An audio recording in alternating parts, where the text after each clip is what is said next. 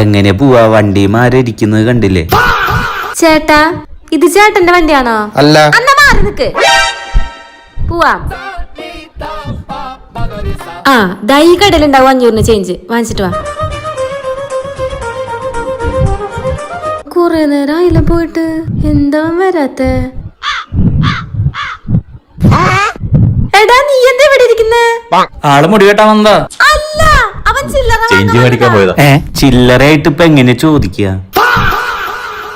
Order ചെയ്താ? ഇല്ല. എവിടെ? ചേട്ടാ, ഒരു ലെമൺ ജ്യൂസും ഒരു ഓറഞ്ച് ജ്യൂസും.